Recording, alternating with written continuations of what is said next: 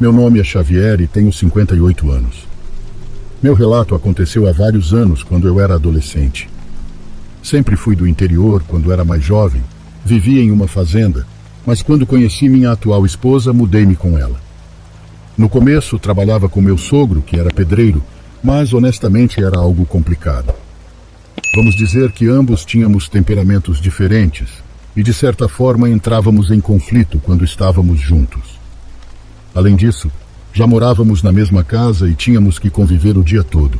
Não me entendam mal, tínhamos uma boa relação, só que passar muito tempo com ele não era o ideal para mim. Agradeço todo o apoio que nos deram desde o começo, mas honestamente o senhor tinha uma forma um pouco peculiar de dizer as coisas, e a única pessoa que permiti que levantasse a voz para mim foi meu pai. Por essa razão decidi procurar outro trabalho. De fato me oferecia como ajudante, fazia muitas coisas, era um faz-tudo, como dizia minha esposa. Ainda faltava muito, mas eu queria economizar para uma casinha onde pudesse morar com ela. Esse era meu sonho.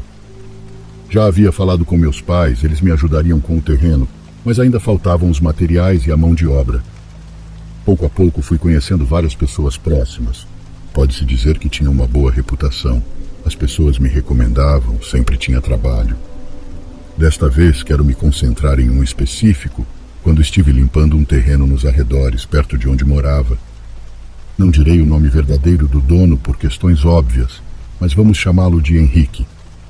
Digamos que o senhor tinha dinheiro, além de ser muito boa pessoa, por isso as pessoas gostavam de trabalhar para ele. Ele me pediu para ajudá-lo a tirar as ervas daninhas de sua propriedade, que estava rodeada de árvores frutíferas. Queria começar a cultivar ali também, mas primeiro precisava limpá-la. Comecei o mais rápido que pude. Pensei que não levaria muito tempo, mas quando cheguei pela primeira vez, percebi que levaria vários dias para terminar. Era enorme e parecia estar abandonado há muito tempo. Henrique me disse que não tinha pressa, o que me permitiu continuar com outros trabalhos que tinha pendentes.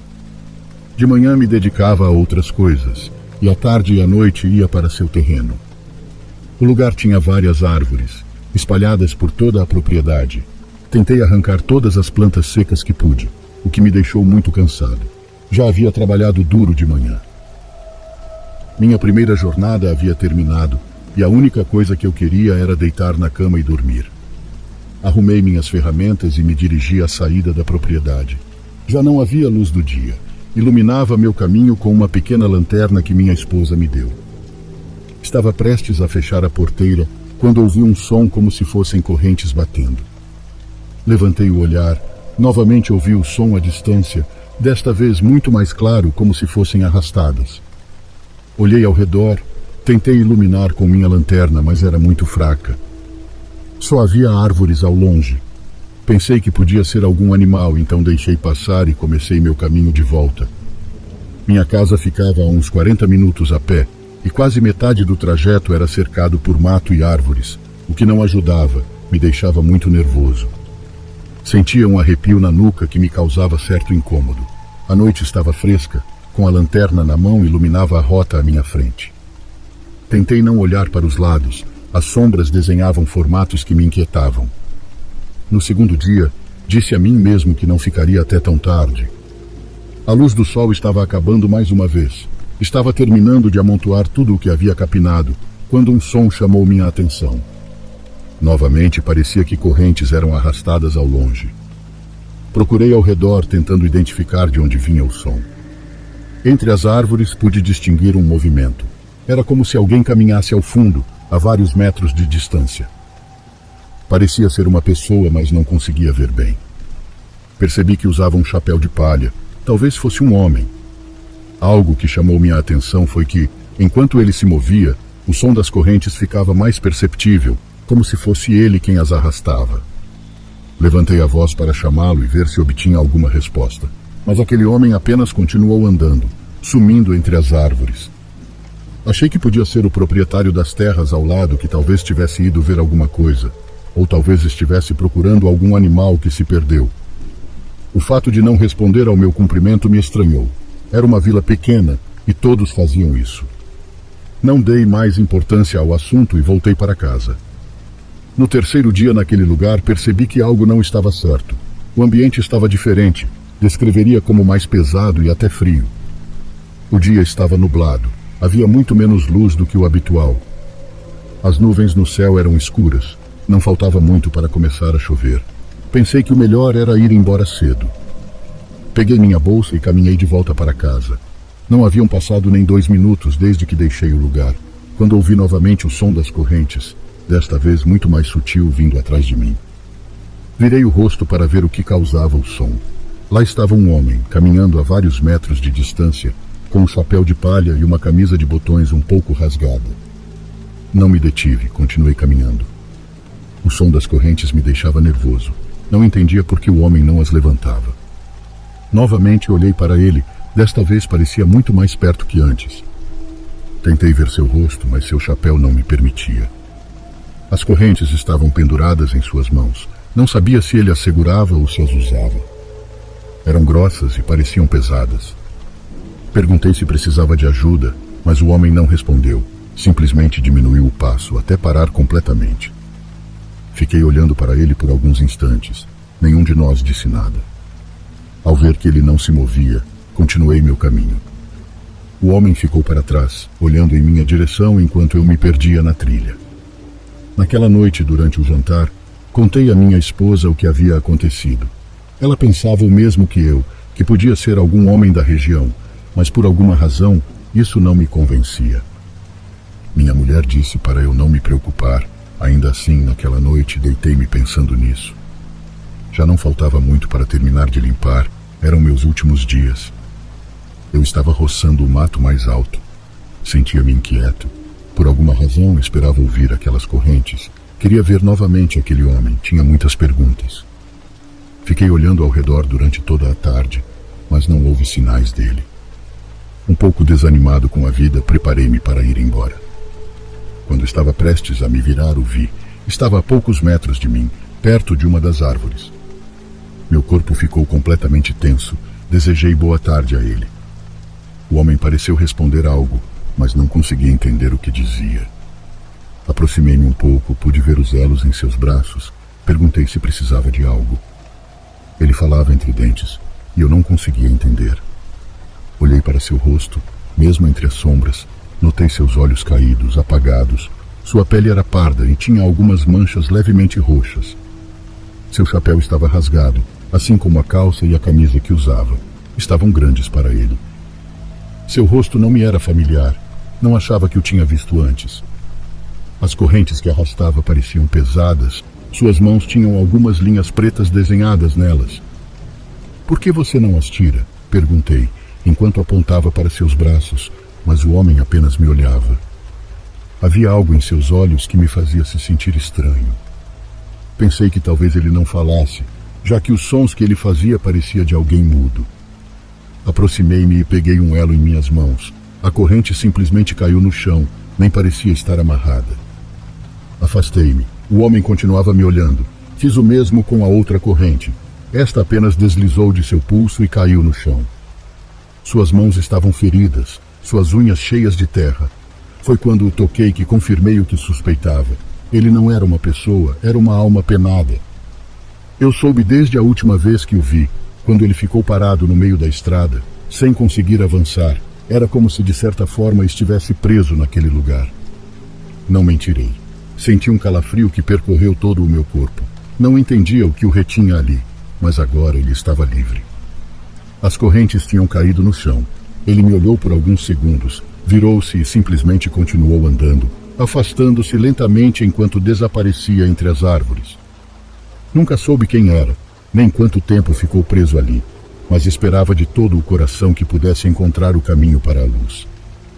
Desde então, não voltei a vê-lo, e o lugar parecia mais tranquilo, como se a energia tivesse sido purificada. Não falei sobre o assunto com ninguém por vários dias, até que minha esposa me perguntou uma vez quando estávamos deitados. "O que aconteceu com o homem que você me falou?" ela perguntou enquanto olhava para mim. "Ele foi embora, caminhando entre as árvores", respondi um pouco sério.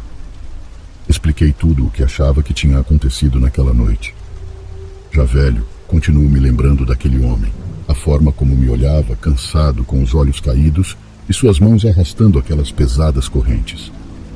Agora uso essa história para assustar meus netos quando se comportam mal. Conto-lhes sobre aquele homem, acrescentando que, se não obedecerem, ele virá à noite para assustá-los. Adoro ver suas carinhas de medo. Depois os abraço para tranquilizá-los. Realmente espero que aquela alma esteja descansando em paz e que finalmente tenha se reunido com seus entes queridos.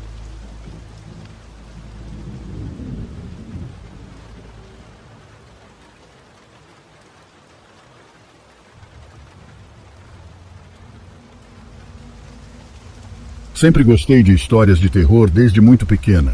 Vi muitos filmes e séries e até presumo que não há um filme de terror que não tenha assistido. Também vejo documentários e canais de exploração urbana no YouTube. Eu pensava que era tão fã desse tipo de conteúdo porque nunca havia vivido algo paranormal, mas isso mudou recentemente. Há um ano me casei. Eu era mãe solteira, mas encontrei um homem maravilhoso que agora assumiu o papel de pai da minha filha. Ele já tinha uma casinha relativamente nova, de apenas 3 anos, sendo o primeiro proprietário.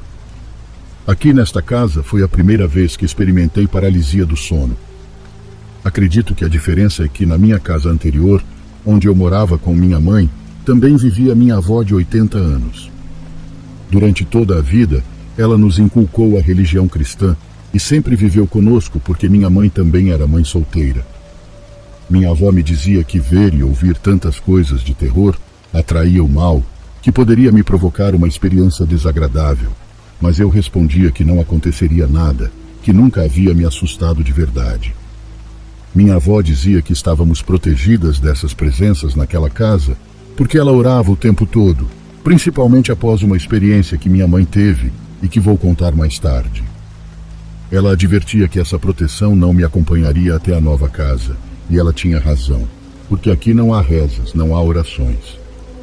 Aqui comecei a ter esses momentos de paralisia.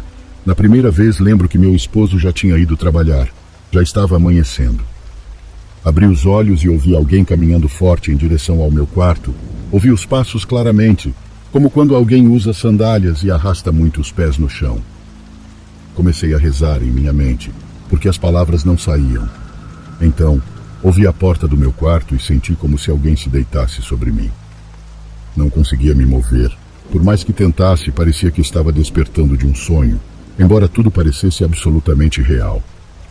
Contei à minha avó, e ela me disse que o Salmo 91 era a melhor proteção contra o mal. Então trouxe uma Bíblia da casa dela e deixei aberta aqui, no Salmo 9:1. Por um tempo as coisas estranhas pararam, tudo se acalmou. Numa noite em particular, meu esposo teve que trabalhar até tarde, e eu comecei a limpar e coloquei Invocação do Mal 2 na TV, muito tarde da noite. Não tinha medo de deixar a porta aberta porque havia vários vizinhos com festas ou reuniões familiares naquela noite. Havia muita gente na rua. Depois disso, coisas muito estranhas começaram a acontecer na casa. Durante toda a semana começaram a aparecer ruídos fortes na madrugada, mas que por alguma razão só eu conseguia ouvir. Quando faz muito calor, minha filha dorme conosco, porque aqui no quarto tem ar-condicionado, e no dela apenas um ventilador. A cama é grande, então não é desconfortável quando ela dorme conosco. Em uma dessas noites quentes em que ela ficou conosco, fui despertada por um som forte, como se tivessem jogado uma sandália no chão, mas muito forte, não como se tivesse caído. Olhei para o telefone, eram 3 horas. Perguntei ao meu esposo se ele tinha ouvido, mas ele estava dormindo profundamente. Em frente à minha cama há um guarda-roupas com portas de correr, e uma dessas portas estava aberta. Eu tinha a sensação de que alguém me observava de lá. Virei-me para minha filha, a abracei e tentei voltar a dormir. Experiências semelhantes aconteceram por 3 noites seguidas. O som de algo sendo jogado no chão me acordava, mas ninguém mais ouvia, apenas eu, como se só eu pudesse ouvir. E eram sons realmente altos. Mas o mais aterrorizante aconteceu pouco depois. Há dias em que meu esposo tem que entrar muito cedo no trabalho, às 5 da manhã, e nesses dias ele sai de casa às 4. Em uma dessas ocasiões ele se despediu de mim como sempre, deu-me um beijo enquanto eu estava deitada, o ouvi sair, fechar a porta e continuei dormindo. Mas então, em meio a sonhos, comecei a ouvir alguém chorando. Alguém estava chorando ao meu lado. Minha filha estava em seu quarto. Virei-me para o lugar do meu esposo e vi uma mulher idosa deitada ali. Parecia estar completamente molhada. Não lembro da roupa dela. Me concentrei em seu rosto. Seus dentes eram pretos e, por alguma estranha razão, senti a necessidade de perguntar por que chorava. Mas então ouvi bem, vi bem também, como se meus olhos estivessem despertando. Percebi que ela estava rindo, e então começou a rir muito, muito alto, quase gargalhando. Atrás dela, no espaço entre seu lugar e a parede, começou a aparecer uma sombra, como se tivesse se levantado, como se tivesse saído debaixo da cama. E novamente senti um peso horrível sobre mim, como da vez anterior, e comecei a rezar o Pai Nosso, apertando os olhos com toda a força até conseguir me mover. Abri os olhos e, finalmente, não havia mais ninguém no quarto comigo. Meu coração estava acelerado, mal podia respirar, queria muito chorar, mas sentia como se algo na minha garganta não me deixasse fazer som algum. Esse foi o único dia que presenciei algo desse tipo, mas tenho muito medo de viver algo assim novamente. Não contei isso a ninguém da minha família, nem a minha avó, porque ela sempre me repreende e atribui ao fato de eu assistir a filmes de terror. Não sei no que acreditar, mas sei que o que vi não foi um sonho. Minha Bíblia nunca mais se fechou, está sempre aberta no Salmo 91.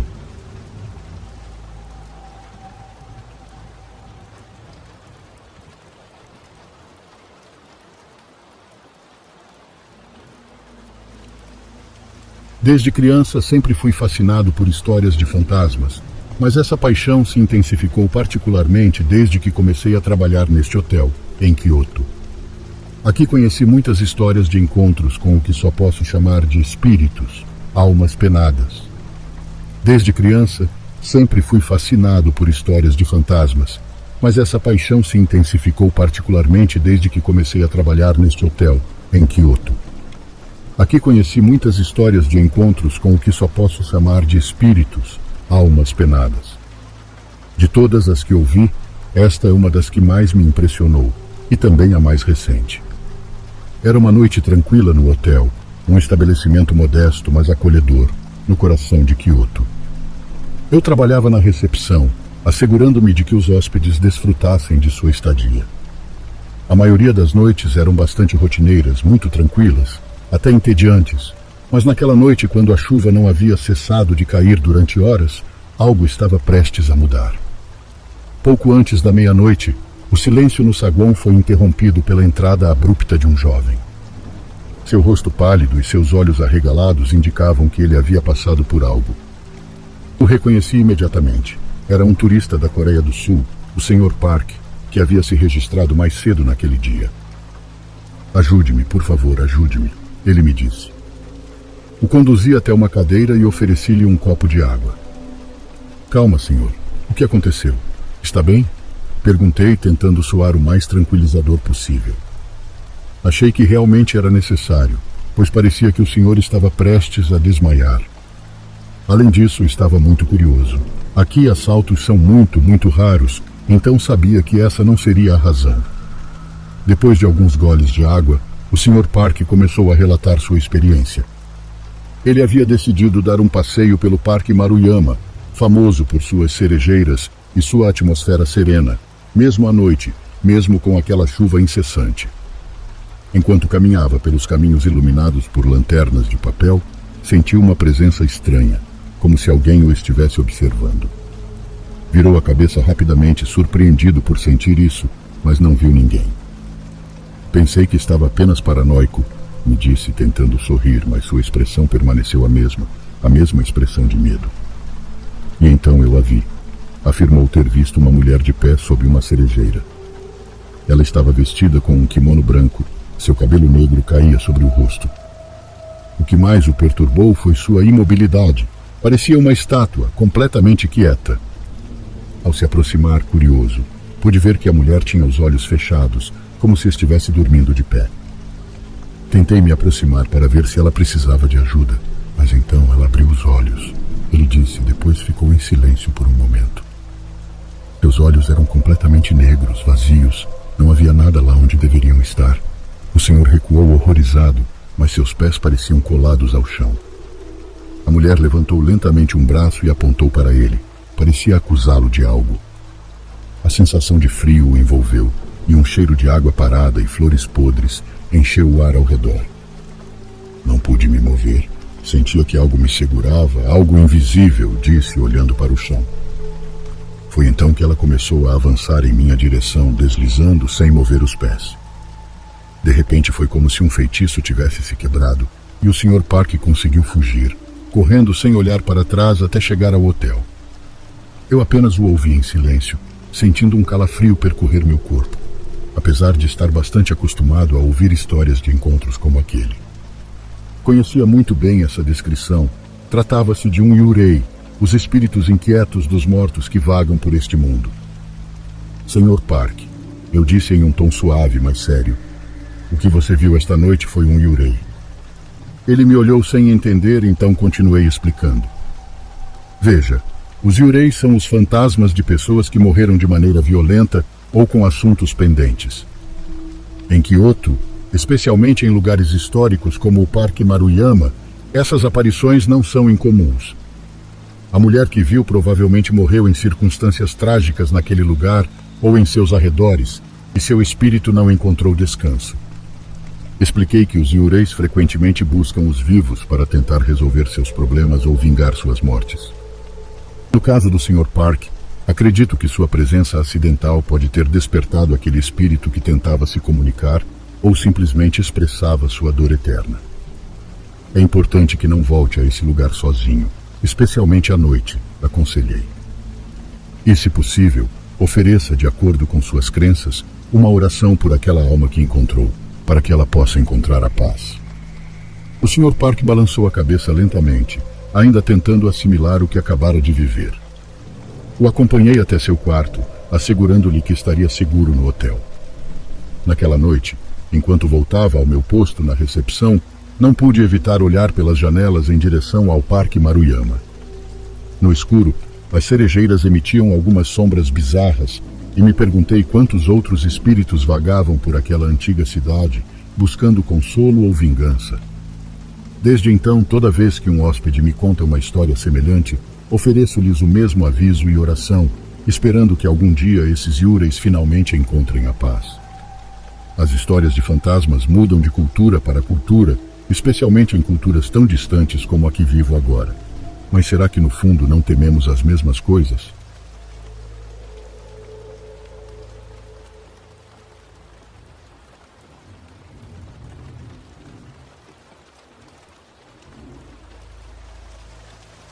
Meu nome é Roberto, tenho 55 anos e sou natural de Catanduva.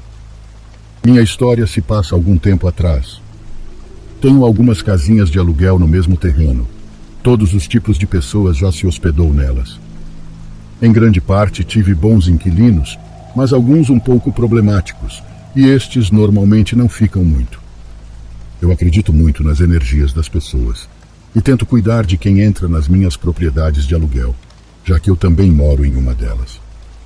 Além disso, há pessoas que procuram um lugar tranquilo e, acima de tudo, um bom ambiente com vizinhos decentes. Lembro-me de uma ocasião em que chegou uma mulher. Era jovem, tinha lá seus 25 anos, chutando alto. Irei nomeá-la como Simone. Ela me disse que era nova na cidade e estava procurando um lugar para viver. Deixei-me levar pelas primeiras impressões. A moça parecia tranquila, até mesmo na forma de se expressar e no tom de voz. Segundo ela, antes trabalhava como professora, mas por questões pessoais estava buscando algo diferente. Ela havia percebido que essa área não era para ela. Me disse que tinha visitado outros lugares, mas não havia gostado de nenhum. Conversamos um pouco mais e logo depois falei com minha esposa, Maria. Ela também concordou que Simone poderia ficar, então a aceitamos. Quando chegou, percebemos que viajava com poucas coisas. Tinha apenas uma mala média e uma mochila. Demos-lhe o único lugar que estava vazio. Anteriormente havíamos lhe falado que não era muito grande, mas ela parecia não se importar com isso. Os dias se passaram. De vez em quando eu a via. Saía muito cedo de manhã e voltava à noite. Supunha que estava procurando trabalho. Assim foi nas primeiras 2 semanas. Até aquele momento tudo parecia normal. Para minha esposa e para mim, Ela parecia uma garota da roça pelo jeitão. Ela nos contou que era a primeira vez que ficava longe da família. Sentia muita falta deles. Quase um mês depois de sua chegada, um dos meus outros inquilinos se aproximou de mim. Ele também se chamava Roberto. Ele vivia conosco há quase 2 anos, muito amável e respeitoso. Ele veio me dizer que ouvia alguém chorando na casa ao lado, que era encostada parede com parede. Ele mencionou que isso estava acontecendo nas últimas 3 noites. Roberto sabia que Simone estava morando ali, mas disse que não queria ser chato e nem perguntar o que estava acontecendo, já que só haviam trocado alguns cumprimentos desde que ela se mudou. Pensou que talvez nós a conhecíamos melhor e preferiu nos informar sobre a situação. Talvez ela precisasse de apoio ou estivesse passando por alguma crise como as que os jovens hoje em dia sofrem. Agradeci por nos avisar, pelo menos já estávamos atentos. Essa noite minha esposa e eu falamos sobre o assunto. Não queríamos intervir em situações pessoais. Nunca fazíamos isso, mas ela achava que o melhor seria perguntar se ela estava bem. Talvez sentisse falta de casa ou se sentisse sozinha, algo normal. Respondi que não havia problema, mas que ela tentasse não se envolver muito. Maria foi até a porta e conversou com ela por alguns minutos. Quando voltou, me disse que Simone parecia cansada, como se não tivesse dormido bem. Havia algo diferente em sua voz. Ela falava mais baixo. Mesmo assim, disse para minha esposa que tudo estava em ordem. Estava se adaptando à cidade. Minha esposa disse que qualquer coisa que precisasse podia nos procurar. A garota olhou para ela por alguns segundos, agradeceu o gesto e depois se despediu. Isso me acalmou um pouco, mas minha esposa se preocupava. Sempre foi assim, principalmente com nossos filhos e netos. Era da natureza dela cuidar das pessoas ao seu redor. Poucas noites depois, alguém começou a bater na porta. Já estávamos deitados. Eram cerca de 11 da noite. Quando abri, dei de cara com Simone. Ela estava muito agitada. A convidei para entrar. Ofereci um lugar no sofá para se sentar, mas ela não me ouviu. Logo depois, Maria saiu do quarto. Acho que estão me seguindo, disse a garota em tom baixo. O que aconteceu? Por que você diz isso? Perguntei já preocupado. Simone demorou um momento para responder. Evitava o contato visual. Acho que há algo me seguindo. Não sei como explicar, mas não me deixa em paz. Depois começou a chorar. Estávamos confusos. Não entendíamos a que ela se referia com isso. Minha esposa começou a fazer perguntas. A mulher estava perdida, como se não soubesse o que responder. Sinto que estou enlouquecendo, dizia sem parar. Suas expressões eram de puro medo. Cheguei a notar como suas mãos tremiam. Sua respiração parecia descontrolada. Há algo me seguindo. No início eram sonhos. De madrugada eu acordava e não conseguia me mover. Nem sei o que é. A garota me dizia enquanto chorava sem parar. Minha esposa a segurou pelo braço e ambas se sentaram no sofá, me pedindo para trazer um pouco de água com açúcar. Não sei o que está acontecendo, mas já não consigo nem dormir. Pedimos que não falasse mais sobre o assunto se a incomodasse. Maria ofereceu a água que eu trouxe e Simone começou a se acalmar. As lágrimas continuavam escorrendo pelo rosto, mas não como antes. Ela começou a nos contar o que estava acontecendo. Continuava dizendo que algo a seguia. Em suas palavras, não sabia exatamente o que era. Parecia ser uma pessoa e ao mesmo tempo um animal, uma criatura estranha. Não sei o que fazer, disse em tom baixo.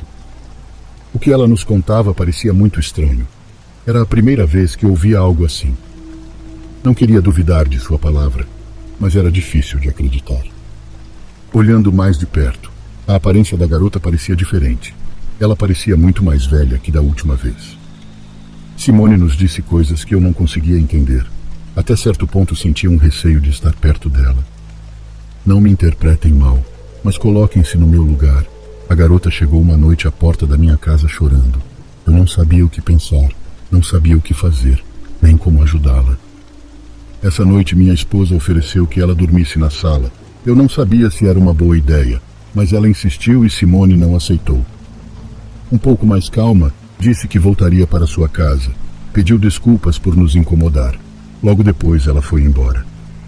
Quando minha esposa e eu ficamos sozinhos, eu não sabia o que dizer. Me sentia estranho. Comecei a sentir calafrios. Não sei porquê, mas imaginei a criatura que ela descreveu. A imagem, de certa forma, ficou na minha cabeça. Você acha que ela tem problemas? Perguntava minha esposa. Eu não respondi. Não sabia a que ela se referia com isso, e ainda não entendia o que havia acontecido. Foi uma montanha-russa de emoções. A garota parecia realmente mal, não parava de chorar, e dizia coisas que não faziam sentido. No dia seguinte, minha esposa foi saber como Simone estava. Bateu, mas ninguém atendeu.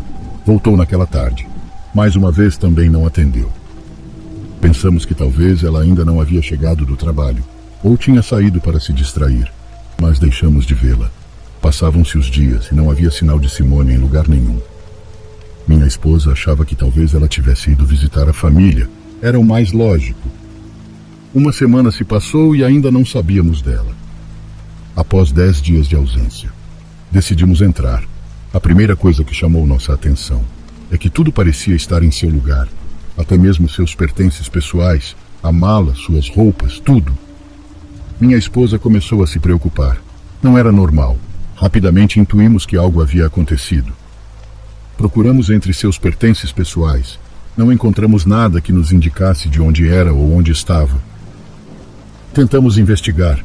Tínhamos uma cópia de sua identidade que pedimos quando chegou. Meu filho me ajudou a procurar seus dados na internet, mas naqueles anos ainda não existiam redes sociais como hoje. Não encontramos quase nada. Tentei acalmar minha esposa. Dizia-lhe que talvez ela voltaria. O melhor era guardar suas coisas em nossa casa e assim o fizemos. Simone nunca voltou. Maria foi à polícia para avisar sobre seu desaparecimento. Queria fazer mais, mas não sabíamos como ajudar. Lembrava-me das palavras da garota na noite em que nos visitou, sobre aquela criatura que a seguia e não a deixava em paz. Sempre me perguntei o que estava atormentando-a. Lembro-me de seu rosto cansado, aterrorizado. Há alguns anos pedi ao meu neto que investigasse novamente na internet, mas não há nada sobre ela, nem fotos ou família próxima. A situação daquela garota sempre foi um mistério para nós. Minha esposa, até hoje, ora por ela. Sempre que a ouço orar à noite, menciona seu nome. A mala ainda está em um pequeno quartinho que temos, mas já perdi todas as esperanças de que algum dia ela volte para buscá-la.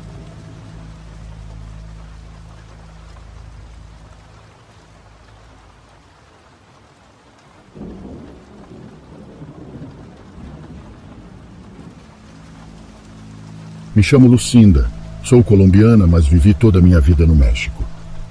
Eu tinha 12 ou 13 anos quando meus pais decidiram organizar uma viagem à praia. Éramos 3 famílias que fariam a viagem. Nós e 2 colegas de trabalho do meu pai, o Sr. Martínez com seus filhos e o Sr. Branco com sua esposa. A viagem seria longa, cada família iria em seu próprio carro, então decidimos passar a noite em um vilarejo de Jalisco, onde um conhecido do Sr. Martínez era dono de um hotel e de um cinema. Toda a viagem foi muito bonita, mas o que nos interessa aconteceu no nosso retorno, quando troquei de lugar com o filho do Sr. Martínez para que ele viajasse com meus irmãos no carro do meu pai e eu viajasse com sua irmã, assim todos poderíamos brincar e conversar durante o trajeto. Decidiram dirigir à noite sem parar. Apenas fizemos uma pausa para comer, mas infelizmente mais à frente a Sra. Martínez não se sentiu bem com o que comeu. Sinalizamos para os outros carros seguirem adiante e seu marido decidiu desviar para um vilarejo onde conheciam alguém. Era urgente, a senhora precisava usar um banheiro. Minha amiga estava dormindo quando desviamos para a casa de seus conhecidos e não acordou apesar do alvoroço. Quer ir ao banheiro? Me perguntou rapidamente a senhora enquanto descia do carro às pressas. Eu assenti e corri atrás dela enquanto seu marido me gritava para ter cuidado. Lembro que já era tarde quando chegamos àquele lugar. O céu já estava escurecendo. A senhora bateu na porta gritando: "Madrinha Jovita, é a Terê. Abra a porta." Logo apareceu uma senhora já muito idosa. Ela estava muito assustada, mas sua afilhada explicou que não havia nada de errado, apenas precisava usar o banheiro com urgência. A velhinha sorriu e se afastou. "Você já sabe onde fica", disse ela. Rápida como uma flecha, a senhora Terê desapareceu no fundo da casa, enquanto a velhinha me levou para dentro, acreditando que eu era filha de sua afilhada, e me sentou à mesa onde me ofereceu um pão doce e café. Claro, aceitei. Nunca digo não a um pão doce. Enquanto a senhora desaparecia na cozinha, ouvi um som no corredor ao lado da sala de jantar. Óbvio, naquela idade eu era muito curiosa. Então caminhei até lá e pude ver uma mulher ao fundo, a uns 3 ou 4 metros de distância. Ela estava sorrindo, mas com os olhos fechados, bem apertados, e fazia gestos para que eu me aproximasse. Quando criança, eu nunca fui desconfiada, mas aquilo me deu muito medo. A mulher estava muito suja, com o cabelo branco todo bagunçado. Achei que fosse uma bruxa. Estava prestes a correr para longe quando a senhora Jovita saltou por trás de mim e fechou a porta de madeira que dava para o corredor. Eu já disse muitas vezes para não se aproximarem da minha filha. Ela está doente. Me repreendeu e me levou de volta à mesa, onde já estavam vários pães prontos. No entanto, não pude provar nenhum, pois a senhora Terê apareceu e me levou rapidamente para usar o banheiro. Quando saí, nos despedimos e voltamos para o carro. Eu me encolhi e fechei os olhos, mas não conseguia dormir. Quando era pequena, gostava de fechar os olhos e imaginar o que estava ao meu redor, especialmente durante viagens de carro. Foi então que ouvi uma das conversas mais horríveis que já presenciei na vida. A menina viu Maria, sussurrou a senhora Terê. Como assim? Não era para ela estar trancada no quarto o tempo todo? Ela já está curada? Perguntou seu marido. Não, ela ainda está doente. Não sei como aconteceu.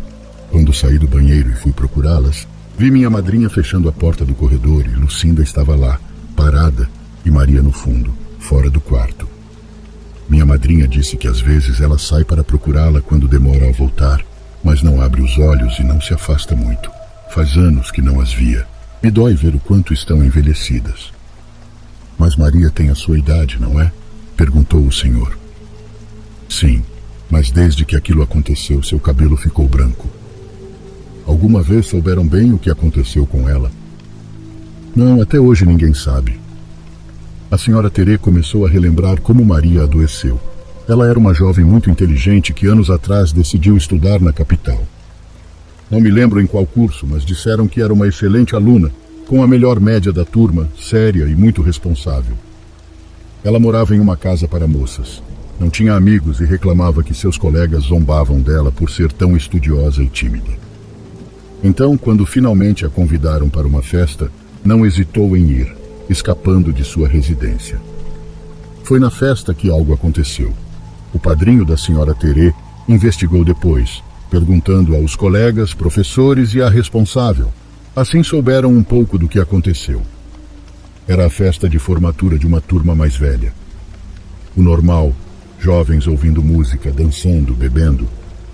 Alguém conseguiu emprestar uma casa abandonada no centro, sem luz, sem móveis, bastante sinistra. Conseguiram lâmpadas, velas, um toca-discos de manivela e pronto. Isso parecia muito divertido, especialmente porque só haveria jovens.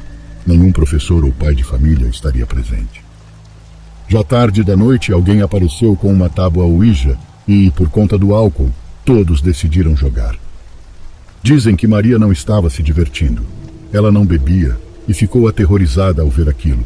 Mas como todos passariam a noite lá e ela nem sabia como voltar para casa, teve que participar do jogo.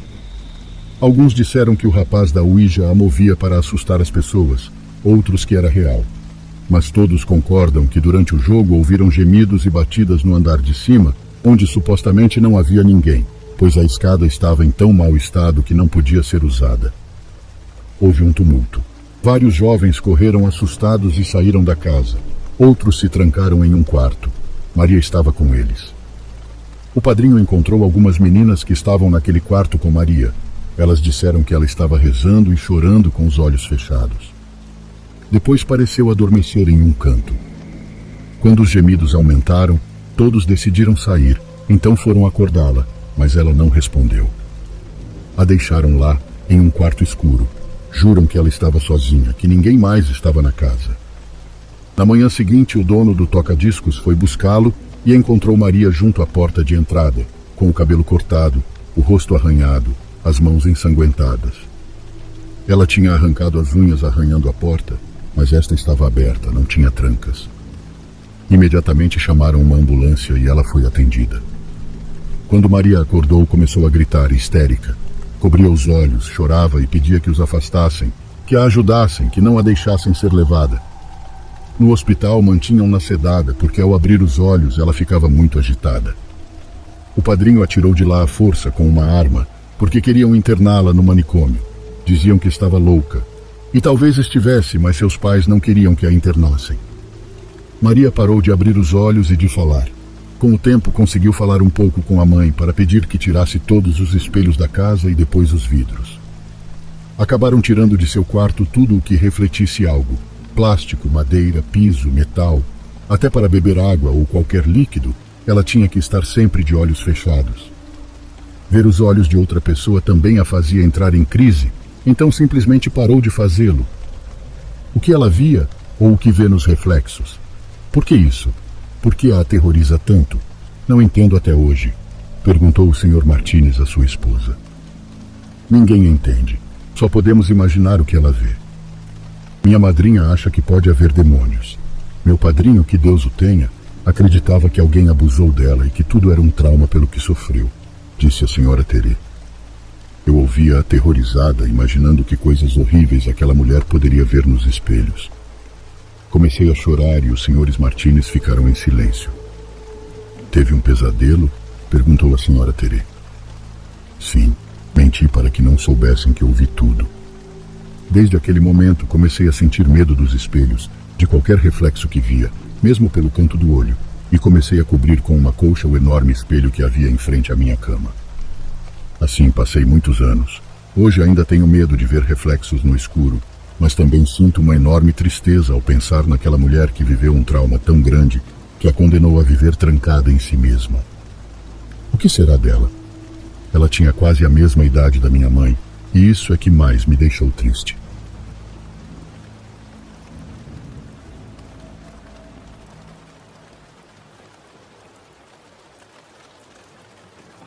Meu nome é Hugo, e há mais de 10 anos dirijo caminhões a longas distâncias em meu país, o México. Sempre gostei da tranquilidade da estrada e do som constante do motor do meu caminhão. No entanto, há algumas semanas, durante uma das minhas viagens noturnas, vivi uma experiência que nunca esquecerei. Parei em uma dessas áreas de descanso, em uma estrada completamente vazia e sonora. Era uma parada antiga e mal conservada, com banheiros sujos e máquinas de vendas automática que não funcionavam. Enquanto caminhava para esticar as pernas, notei algo no chão, ao lado de um dos bancos de concreto. Era um rádio antigo com um design arredondado e botões grandes. Pensei que poderia ser útil para me entreter nas viagens longas, então o peguei e levei para o meu caminhão. Naquela noite, depois de verificar que o rádio funcionava bem, o instalei no meu caminhão. No início só emitia estática e ruído branco, mas conforme avançava pela estrada, a estática se transformou em uma música dos anos 50. Achei estranho, mas nem dei muita importância. Enquanto dirigia à noite naquela estrada e ouvia aquelas músicas antigas, algo estranho aconteceu. O rádio parou de emitir aquela música e de repente ouvi a voz de uma mulher pedindo ajuda. Ela parecia bastante desesperada e assustada.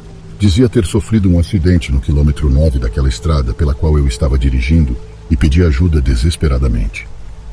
Embora eu não soubesse de onde aquela mulher estava falando, acelerei o máximo que pude, pois estava a poucos quilômetros de chegar àquele lugar. Mas quando cheguei lá, não havia absolutamente ninguém. Eu esperava encontrar carros destruídos na estrada ou nos acostamentos. Esperava ver um caminhão, pois pensei que de lá a mulher estivesse pedindo ajuda, mas não vi absolutamente nada. Meu primeiro pensamento foi que a mulher tinha se enganado de quilômetro. Decidi continuar dirigindo para ver se conseguia encontrá-la, mas isso nunca aconteceu. Em todo o meu trajeto, nunca vi nenhum acidente, nenhum carro ou caminhão parado. Tudo estava normal.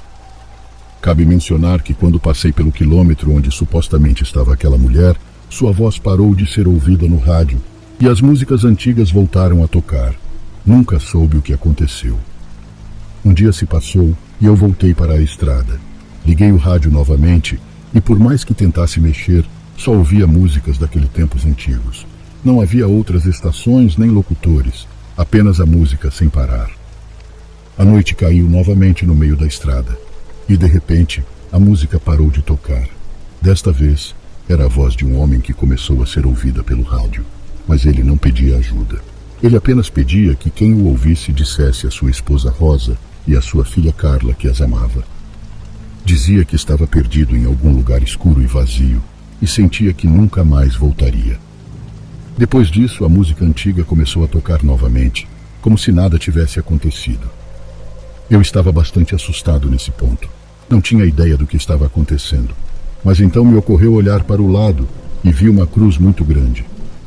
Isso significava que alguém havia falecido naquele trecho. Foi aí que senti um nó no estômago, pois percebi que toda vez que passava por algum lugar onde havia ocorrido um acidente e havia cruzes, as vozes começavam a ser ouvidas pelo rádio. Continuei dirigindo com um medo indescritível. Estava muito nervoso, mas ainda assim prestando atenção onde havia alguma cruz ao lado da estrada. Passou cerca de 1h30 quando voltou a acontecer. A música parou de tocar. Justo quando eu estava passando ao lado de uma cruz cheia de flores, imediatamente ouvi a voz de uma menina. Quase perdi o controle do volante, pois era apenas uma menina chorando. Não dizia nada, apenas chorava. Parecia assustada e perdida. Minha pele se arrepiou toda, e se arrepia até hoje ao se lembrar disso. O medo era tanto que não quis nem parar para ver aquela cruz e confirmar que se tratava de uma criança que havia perdido a vida ali. Apenas continuei dirigindo até que a música voltou a tocar no rádio e decidi desligar. A primeira coisa que pensei foi que assim que chegasse ao meu próximo destino, iria desinstalar aquele rádio e jogá-lo em algum lugar onde ninguém pudesse encontrá-lo e instalá-lo em seu veículo como eu fiz. Aquele aparelho tinha algo maligno. Continuei dirigindo em silêncio com o rádio desligado, quando de repente ele ligou sozinho com a estática no volume máximo. Não se ouvia música, mas pouco a pouco começou a se ouvir a voz de dois rapazes que, pelo tom de voz, pareciam muito jovens. Ambos choravam e gritavam para serem tirados de lá. Diziam que estavam se queimando. Seus gritos eram tão angustiantes que comecei a apertar o rádio para desligá-lo, mas nada funcionava. Não sei como consegui não perder o controle do volante. Acelerei para que aquilo parasse de ser ouvido. Sabia que ao sair do trecho onde provavelmente aqueles jovens haviam perdido a vida, aquilo deixaria de ser ouvido. E assim foi. Eu não suportava mais a situação. Então estacionei no primeiro posto de gasolina que vi e lá desinstalei o rádio. Dirigi alguns quilômetros e o joguei no mato, no meio do nada, para que ninguém pudesse encontrá-lo. Eu nunca imaginei que algo assim pudesse me acontecer, mas são coisas que não podemos controlar. Embora eu desejasse que isso nunca tivesse acontecido comigo, me deixou uma lição. Nunca pegue algo que alguém jogou fora por algum motivo. Nunca se sabe quem era o dono.